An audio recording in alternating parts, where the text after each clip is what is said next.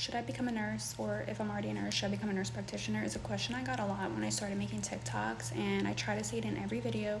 I'm not encouraging people to do one or the other or to steer clear from them, because I think it's a really personal decision, but I do think it helps to get feedback and opinions and real experiences, so then you can weigh pros and cons and if it's going to fit with your life.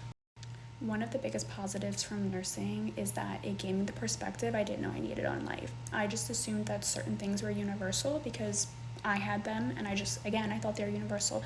One of them being like basic education or literacy. I worked in the prison as a mental health nurse practitioner, and an 18-year-old came to me and he had said he didn't know how to read or write. And I was like, no, that can't be true. And I'm like, you graduated high school? And he was like, yeah. So again, I couldn't believe it. I asked the guards, I asked the other people who worked in mental health. I was like, he said he can't read or write. Like, that can't be true, right? And they're like, that can very much be true. Turns out, just because you graduate high school doesn't mean you're getting the basic education. So again, right, newsflash from me, which then opened my eyes to be like, what else did I assume was just common that isn't?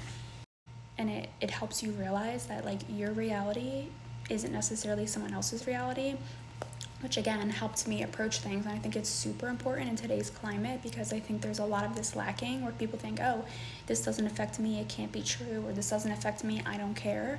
But working with populations like this, you start to approach things with compassion and open-mindedness. And instead of just going right for judgment, you go in with curiosity.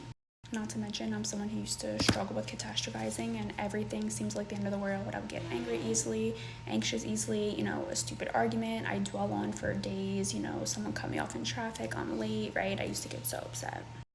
I'm also someone who used to catastrophize heavily and get upset, anxious, and over things I couldn't control.